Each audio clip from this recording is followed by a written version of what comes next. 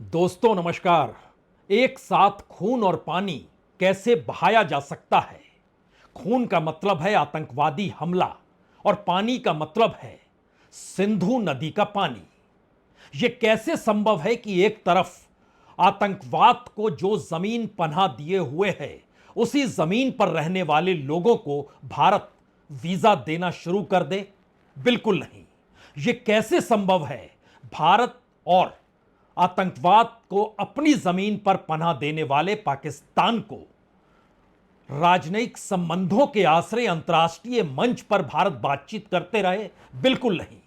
यह कैसे संभव है कि जिस आतंकवाद के पीछे पाकिस्तान खड़ा है उसके साथ व्यापारिक संबंध बनाए जाएं या फिर रखे जाएं? बिल्कुल नहीं।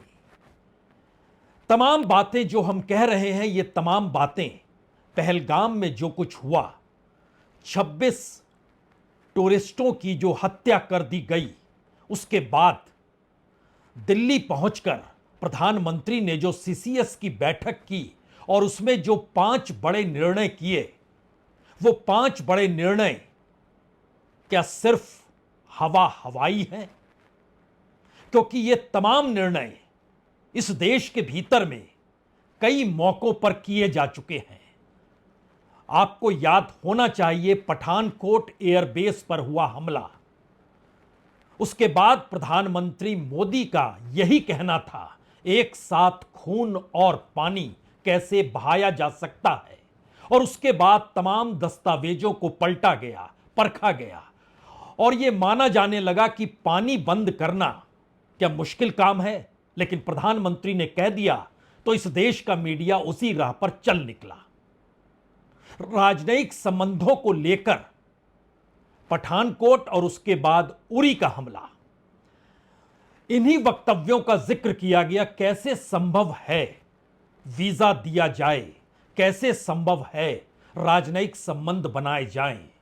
पुलवामा में तो सबसे आखिरी तौर पर जो बातें निकल कर आई, उसमें यह कोई समझौता कर पाने की स्थिति में भारत बिल्कुल नहीं था, जिसमें पाकिस्तान को लेकर कोई भी सवाल भारत की विदेश नीति, भारत की कूटनीति, भारत की पड़ोसियों के साथ संबंध या फिर सार्क को दोबारा से जीवित करना कुछ भी नहीं था। सब कुछ एक झटके में खत्म हो चुका था। बरस दर बरस, परिस्थिति दर परिस्थिति, आज जिक्र किस बात का किया जाए? आतंकवादी हमलों का जिक्र किया जाए? पाकिस्तान के भीतर मौजूदा वक्त में वहां पर जो सेनाध्यक्ष ने जिन बातों का जिक्र कश्मीर के आतंकवादियों का साथ देने का कहा, उसका जिक्र किया जाए? यह बात यह कल की थी। कल इन तमाम बातों पे बात हो चुकी है। आज तो बात इसकी करनी होगी। इस देश में प्रधानमंत्री पठानकोट के वक्त भी वही थे जो आज हैं। इस देश में रक्षा सलाहकार, national security adviser Ajit Doval उस वक्त भी थे, इस वक्त भी हैं। एक परिवर्तन जरूर आया है कि उस वक्त अमित शाह बीजेपी के अध्यक्ष हुआ करते थे, तो वह कहीं किसी रूप में पठानकोट, उरी या फिर पुलवामा के वक्त आपको इस दृष्टि से नजर आए नहीं होंगे जिस दृष्टि से पहलगाम के बाद वो पहलगाम के तमाम जगहों पर गए, मुलाकात की, सब कुछ नजर आया। तो शायद अमित शाह की नई एंट्री है। राजनाथ सिंह उस वक्त गृहमंत्री थे। गृहमंत्री की भूमिका उस वक्त मौजूदा वक्त के गृहमंत्री की तर्ज पर बिल्कुल नहीं थी। अब गृहमंत्री अमित शाह हैं, इनकी भूमिका कल आपको दिखाई दे गई होगी। लेकिन अगर आप पठानकोट, उरी या फिर पुलवामा का जिक्र करेंगे तो बतौर गृहमंत्री राजनाथ सिंह की भूमिका आपको तब नजर नहीं आई होगी। उस वक्त रक्षा मंत्री पारिकर साहब थे गोवा के, अब वो हमारे बीच नहीं है। विदेश मंत्री सुषमा स्वराज थी, इस वक्त वो हमारे बीच नहीं है। यानी पारिकर और सुषमा स्वराज उस वक्त के विदेश मंत्री और डिफेंस मिनिस्टर, इन दोनों को बदल दीजिए। जयशंकर जी विदेश मंत्री हैं और रक्षा मंत्री राजनाथ सिंह हैं। इस देश का मीडिया वही है, इस देश का पूरा सिस्टम वही है। जब पठानकोट पर हमला हुआ था, प्रधानमंत्री दिल्ली में नहीं थे, वो बेंगलोर में थे। बेंगलोर से दिल्ली पहुंचे और मीडिया ने बताना शुरू कर दिया एक हाई लेवल बैठक हुई है। और उस हाई लेवल बैठक में क्या क्या निर्णय लिए गए हैं जो आज आप सुन रहे हैं, अगर आप 9 बरस पहले सोशल मीडिया के यूट्यूब में जाकर उन्हीं चैनलों के उन्हीं वक्तव्यों को आप सुनना शुरू कर देंगे तो हो सकता है आपके जहन में यह सवाल तब और बड़ा हो जाए, क्योंकि इस देश के भीतर पठानकोट एयरबेस का मतलब 1965 का युद्ध, 1971 का युद्ध, उसमें बड़ी भूमिका, और फिर एयरबेस पर हमला।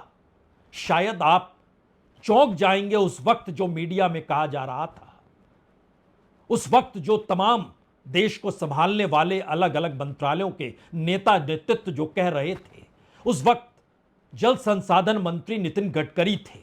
उरी के बाद तो उन्होंने साफ तौर पर कह दिया था पानी रुक जाएगा, नहीं दिया जाएगा पानी।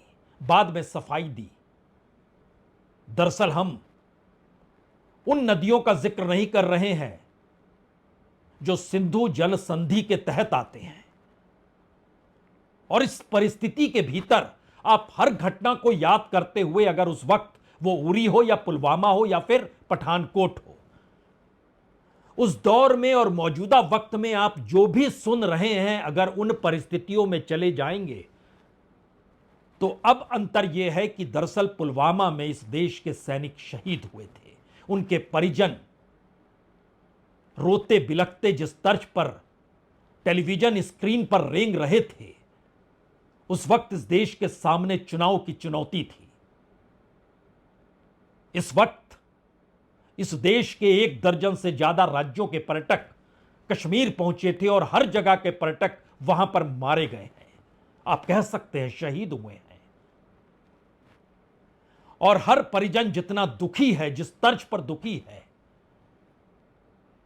उसकी तस्वीर आपकी रूह को कपा देगी। बात आज शुरू कहां से की जाए, किन तस्वीरों के आश्रय की जाए, क्योंकि हर तस्वीर उस वक्त की और इस वक्त की कोई परिवर्तन देती नहीं है। उस दौर के वो किरदार, इस दौर के वही किरदार। उस दौर में गुस्सा कम था, सरकार तुरंत आई थी। इस दौर में गुस्सा बहुत व्यापक है, सरकार 10 से 11 साल बिता चुकी है। परिस्थितियों में अंतर कहां कैसे आया है। प्रधानमंत्री इस बार भी सऊदी में थे, दिल्ली लौटे और सीसीएस की बैठक बुलाई गई। पठानकोट के बाद हाई लेवल बैठक थी, वो सीसीएस की बैठक नहीं थी। उसमें जो निर्णय लिया गया और इसमें जो निर्णय लिया गया, बहुत अंतर नहीं है दोनों में।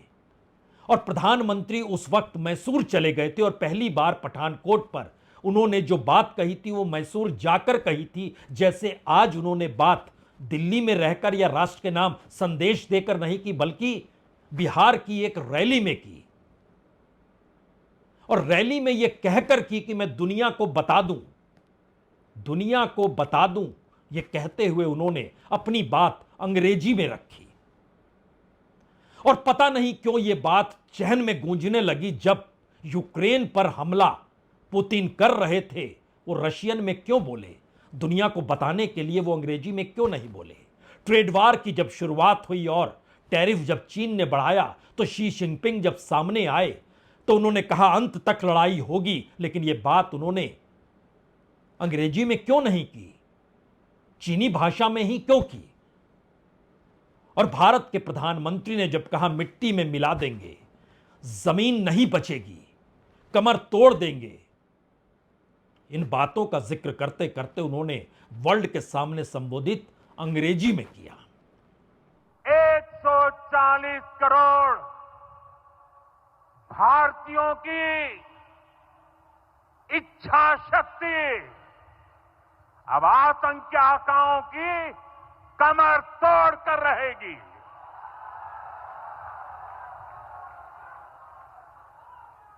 Friends, today from the soil of Bihar, I say to the whole world,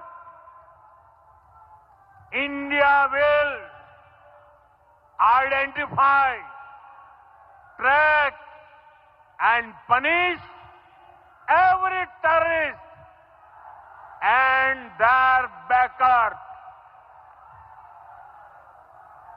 We will pursue them to the ends of the earth.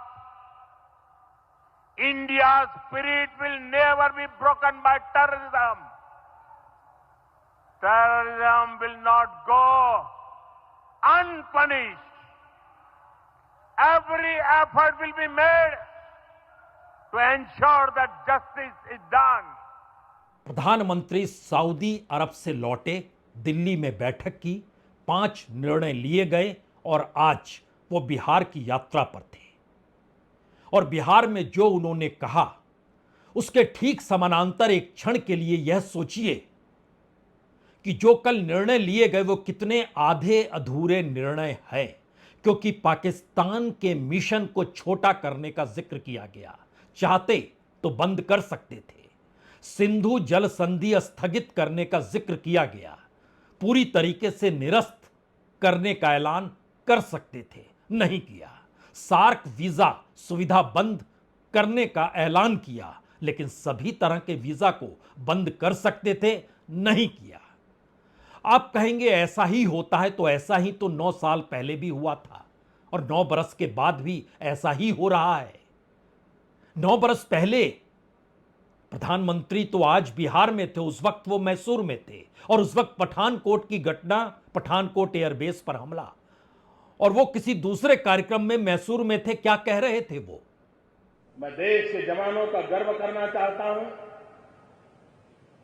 देश के सुरक्षा बलों का गर्व करना चाहता हूं, उनका अभिनंदन करना चाहता हूं।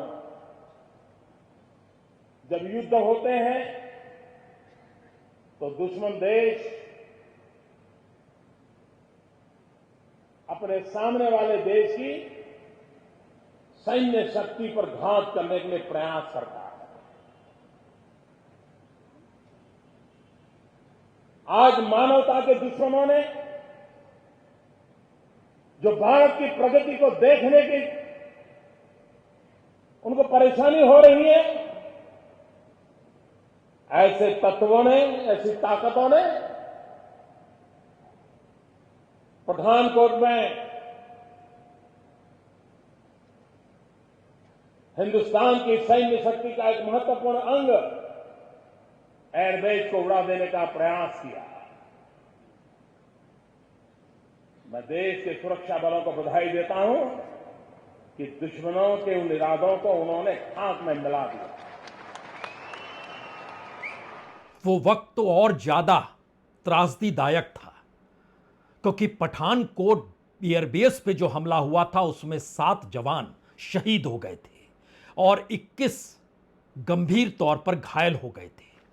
और ये अपने आप में भारत के इतिहास में पहला मौका था जब पाकिस्तान की आईएसआई से जुड़े अधिकारी जांच के लिए पठानकोट पहुंचे थे और इजाजत प्रधानमंत्री ने दी थी। हम आपको कल सुना रहे थे किस तरीके से सेना में रहे जीडी बख्शी कितने गुस्से में थे। उस वक्त भी वो किसी न्यूज चैनल नहीं बल्कि हर न्यूज चैनल पर मौजूद थे। 9 बरस पहले की परिस्थिति को भी याद कीजिएगा। वो समझ नहीं पा रहे थे कि आखिर प्रधानमंत्री मोदी एक झटके में पाकिस्तान में जन्मदिन की बधाई देने वहां के प्रधानमंत्री नवाज शरीफ को क्यों चले गए। उस दौर को याद कीजिएगा तो हो सकता है आपके जहन में हो उस वक्त कांग्रेस भी यह सवाल कर रही थी, कांग्रेस आज भी सवाल कर रही है। परिस्थितियों में कोई व्यापक परिवर्तन नहीं आया है। तो क्या जिन बातों का ऐलान किया गया वो बातें जमीन पर कहीं नहीं टिकती है? अगर आप सिलसिलेवार तरीके से परिस्थितियों को परखना शुरू करें तो आपको जानकर हैरत होगी कि दरअसल जो सिंधु जल संधि है इसमें एक तरफ फैसला नहीं लिया जा सकता। 2016 से लेकर 2019 के बीच 3 बार भारत सरकार को इसका एहसास हुआ। तो क्या यह पानी बंद करने की परिस्थिति सिर्फ एक ऐलान भर है, क्योंकि इस देश के भीतर पॉलिटिकली आपको बतलाना और दिखलाना है कि आप कुछ कर रहे हैं? क्योंकि जो समझौता हुआ था उसमें भारत, पाकिस्तान और वर्ल्ड बैंक की मौजूदगी थी। और उसके साथ एक चीज और समझिए कि इसके ठीक समानांतर अटारी से जो व्यापार बंद हुआ यह इससे पहले भी हुआ था, और अटारी ही वो जगह है जहां से जमीन पर जो व्यापार की आवाजाही होती है वो अफगानिस्तान को लेकर भी होती है। और अफगानिस्तान के साथ व्यापार बंद नहीं किया गया था तो फिर अफगानिस्तान ही पाकिस्तान के ढाल के तौर पर था, यानी व्यापारिक काम चल रहा था, सिवाय इसके कि पाकिस्तान शब्द बीच से हट गया था और अफगानिस्तान और भारत के व्यापार चल रहे थे। उनके बिजनेसमैन उन मार्फत से या फिर दोनों के बिजनेसमैन मिलकर भारत से सामान की आवाजाही जो होती थी वह चल रही थी। और जो बात सबसे ज्यादा महत्वपूर्ण इसलिए है क्योंकि जिस सिंधु जल संधि का हम जिक्र कर रहे हैं उसकी पहले एक हकीकत समझ लीजिए। सिंधु नदी का इलाका 11,20,000 किलोमीटर क्षेत्र का है। 86% भारत और पाकिस्तान में यह बटा हुआ है। पाकिस्तान के हिस्से में 47%, भारत के हिस्से में 39%, चाइना के हिस्से में 8%, अफगानिस्तान के हिस्से में 6%। और 1947 में विभाजन पर मुहर लगते ही पंजाब और सिंध प्रांत में पानी को लेकर संघर्ष शुरू हो गया था और उस वक्त दोनों देशों के इंजीनियरों ने मुलाकात की।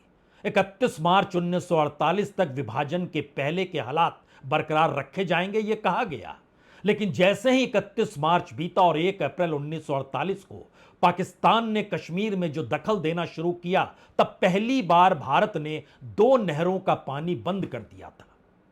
इसका असर यह हुआ कि उस वक्त के पंजाब में 17 लाख एकड़ जमीन सूखे की चपेट में आ गई और 1948 से 1960 तक कोई ठोस समझौता हुआ ही नहीं।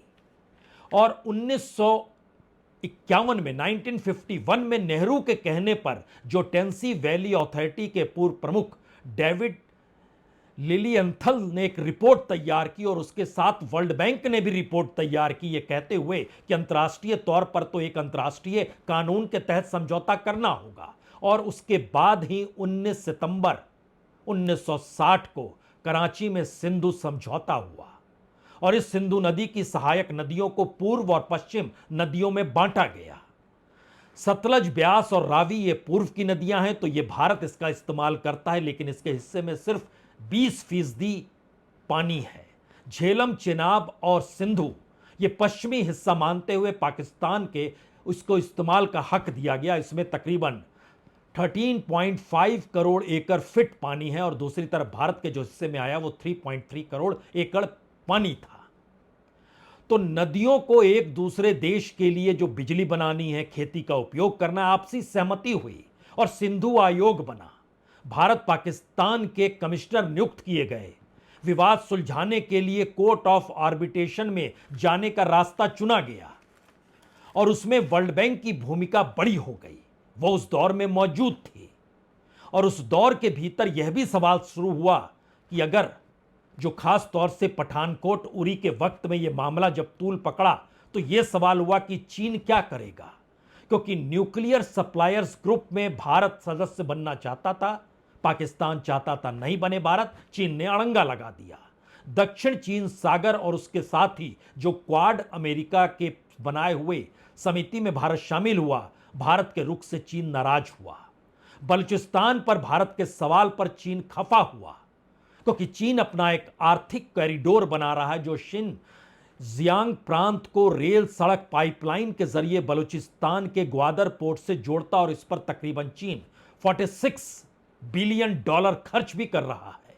तब अगला सवाल यह भी खड़ा हुआ कि अगर सिंधु नदी या सिंधु संधि का सवाल आएगा तो तिब्बत और ब्रह्मपुत्र भी इसकी जद में आएंगे, क्योंकि तिब्बत में बांध बनाकर ब्रह्मपुत्र को पानी को वो पीली नदी में डाइवर्ट करेगा और उसकी योजना बना रहा था। बांध की योजना बनी तो फिर अरुणाचल और तिब्बत की सीमा पर जो ग्रेट ब्रेड है वहां पर उसने बांध बनाने की शुरुआत की, यानी जहां पर ब्रह्मपुत्र यू टर्न लेती है वहीं से पानी को मोड़ दिया जाए।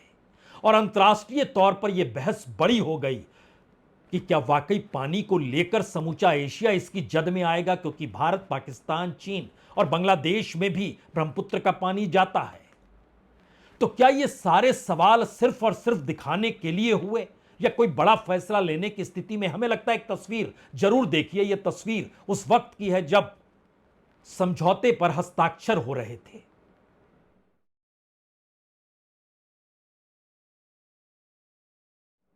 यह तस्वीर सितंबर 1960 की है। सिंधु जल समझौता जब हो रहा था, उस वक्त भारत के पहले प्रधानमंत्री जवाहरलाल नेहरू कराची गए थे इस समझौते पर हस्ताक्षर करने के लिए। उनके साथ जो बैठे हुए थे वो अयूब खान थे और तीसरे शख्स के तौर पर उस वक्त जो वर्ल्ड बैंक के वाइस प्रेसिडेंट विलियम इलिफ थे उनकी मौजूदगी थी, यानी अंतर्राष्ट्रीय कानून के मातहत। और उस लिहाज से इस कानून को बनाया गया था उस वक्त की किसी को कोई नुकसान होना नहीं चाहिए, क्योंकि इसके जरिए पावर प्रोजेक्ट जुड़े हैं, अलग अलग इंडस्ट्री जुड़ी है, अलग अलग एग्रीकल्चर का क्षेत्र जुड़ा है। और शायद यह सवाल इस वक्त इसलिए कहीं ज्यादा भारत में सोचा जाना चाहिए कि जिन बातों का जिक्र पहले हो चुका था उन्हीं बातों का जिक्र इन 10 बरस में बार बार हर घटना के बाद क्यों होता है और पुरानी बातें भूल क्यों जाते हैं। क्योंकि अब दोनों देशों के सलाहकार जो कि अपने अपने देश के दूतावास के मिशन में शामिल होते हैं, उसमें मिलिट्री मूवमेंट और इंटेलिजेंस ऑपरेशन को बताया जाता है, अब वो साझा करने की भूमिका खत्म होगी, उनकी आवाजाही बंद कर दी गई। अब कोई जानकारी साझा नहीं होगी, यानी गलतफहमी तनाव अपने तौर पर रहे, छोटे छोटे टकराव बड़े बड़े संघर्ष में तब्दील होते हैं तो हो। और जो उच्चायोग के कर्मचारी हैं, अगर वह 30 कर दिए गए तो इसका मतलब बहुत साफ है कि रिश्ता न्यूनतम स्तर पे है। वीजा, ट्रेड, सिविल हेल्प जो भी होती है डिप्लोमेटिक कार्यों में, चाहे वह एजुकेशन का फील्ड हो, हेल्थ का फील्ड हो, ट्रैवल सेक्टर का फील्ड हो, तमाम जगहों पर अब इसकी जरूरत नहीं है। और यह पहले हुआ, मौजूदा वक्त में फिर से चीजें पटरी पर थी, मौजूदा वक्त में फिर हो गया, आने वाले वक्त में फिर होगी। इसीलिए कह रहे हैं बार बार, पठानकोट के दौर में प्रधानमंत्री और हाई लेवल बैठक के वक्तव्यों को उठाकर देखिए, उस दौर में मीडिया के तेवर को देखिए, उरी के बाद की घटनाओं का विवरण न्यूज चैनलों के तमाम विजुअल्स को उठाकर देखिए और उसमें जो नेता जिन जिन बातों का जिक्र करते हैं उसे सुनिए, पुलवामा के बाद की परिस्थितियों को सुनिए और उसके बाद पहलगाम की परिस्थिति के साथ मौजूदा वक्त में हर कहे शब्द को सुनिए जरूर। तब समझ पाएंगे कि दरअसल इस पूरे सफर में तत्काल में सिर्फ भावनाएं रहती हैं क्या, बाकी कुछ मायने नहीं रखता है। और इन भावनाओं को भी चंद सेकंड में भुला दिया जाता है। आप कहेंगे कैसे? तो तमाम परिजन जिनके घर में लोग थे और वो पहलगाम में मारे गए, उसमें एक नेवी लेफ्टिनेंट विनय नरवाल भी थे, उनकी पत्नी सलामी देकर विदा कर रही थी। और उसी वक्त भारत के प्रधानमंत्री नरेंद्र मोदी बिहार के मधुबनी के इलाके में अमृत भारत एक्सप्रेस और नमो भारत रैपिड रेल को हरी झंडी दिखा रहे थे। आपको सुनने में अच्छा लगेगा नहीं, लेकिन इन दोनों तस्वीरों को एक क्षण के लिए एक एक करके देखिए और कोशिश कीजिए समझने की कि भावनाओं का उफान, शब्दों की बयानबाजी, गवर्नेंस के तौर तरीके और टेररिज्म और पाकिस्तान को लेकर इस देश के भीतर की परिस्थितियों में राजनीतिक उबाल है या फिर एक समाधान, या फिर एक कह सकते हैं कि एक ऐसी परिस्थिति क्यों नहीं आई जहां पर पूरा देश एकजुट होकर पूछे और सवाल तो करे कि दरअसल आप इससे पहले 9 बरस पहले भी तो यही चीज कर रहे थे। लेकिन दोनों तस्वीर को एक साथ देखिए जरूर।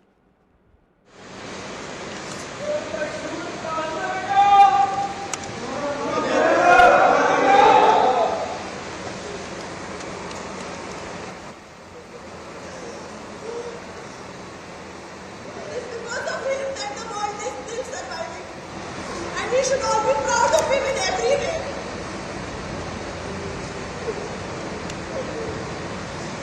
In every way.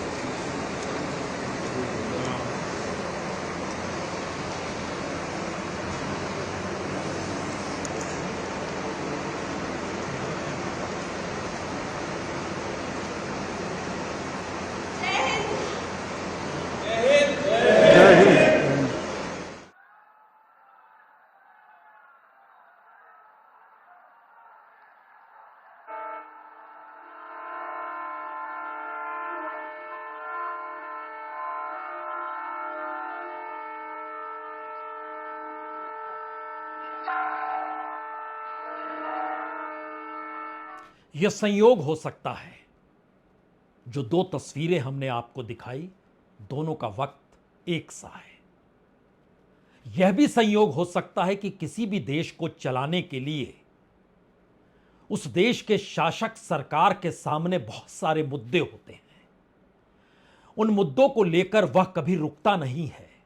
यह भी हो सकता है इस देश के भीतर वो चाहे पठानकोट में शहीद हुआ सैनिक हो, या पुलवामा में शहीद हुआ सैनिक हो, या फिर जो तस्वीर आपने नरवाल की देखी वह शहीद हुआ सैनिक हो। परिस्थितियां तीनों जगह पर तीन अलग अलग थी, लेकिन इस देश के भीतर में परिवार, परिजन और रिश्ते नाते और उनके साथ भावनाओं का उफान कमोवेश एक जैसा ही होता है। लेकिन यह कौन सी परिस्थिति होती है कि अलग अलग घटनाओं में परिवार, लोगों के अपने अनुभव, अपनी भावनाएं एक होती है, लेकिन सत्ता सरकार की राजनीति जो होती है उसकी भावनाएं पल पल बदलती चली जाती है। और अगर नहीं बदलती है तो ऐलान होना चाहिए कि टेररिज्म के लिए हमारे पास 24 घंटे में से सिर्फ 3 घंटे का वक्त है। 3 घंटे दूसरे हिस्से में जहां पॉलिटिक्स होनी है उसको करना है। बाकी 3 घंटों में इस देश के भीतर जो पुराने कार्यक्रम तय हैं उन्हें करना है। बाकी 3 घंटों में हमें जानना समझना है कहां पर किसे संबोधित करना है, किसे मिलना है। खांचों में बांट दीजिए और एक सिलसिला चल पड़ेगा। तो फिर ऐसी घटनाएं जो पूरे देश को प्रभावित करती हो और पूरे देश के भीतर उसको लेकर एक उफान हो कि राष्ट्रीय तौर पर इसका समाधान क्यों हो नहीं पा रहा है, तो आखिर के दो सबसे बड़े सवाल इस देश के भीतर में वही संविधान, वही लोकतंत्र और वही मीडिया है। मीडिया की भूमिका इस दौर में क्या होनी चाहिए? क्या उसे अतीत में किए गए इन्हीं वक्तव्यों को दोबारा दिखाना नहीं चाहिए? इस देश के समाज सेवी या फिर जो जानते समझते हैं कि किसी भी सरकार को लेकर कोई भी सवाल कानूनी तौर पर भी उठाया जा सकता है, तो क्या वो उठाएंगे नहीं?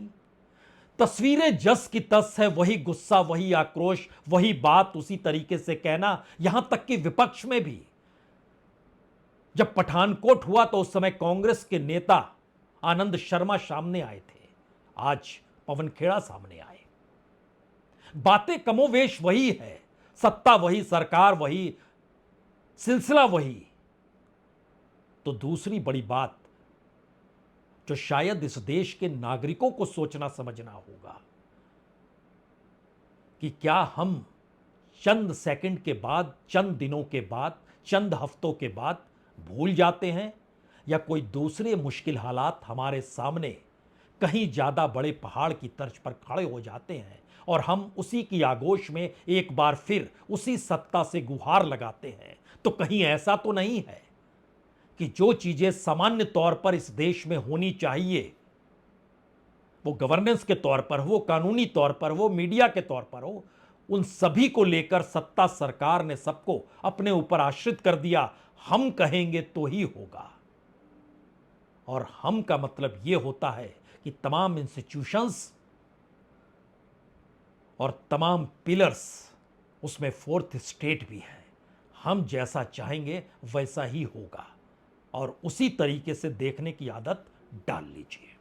बहुत बहुत शुक्रिया, बहुत बहुत शुक्रिया।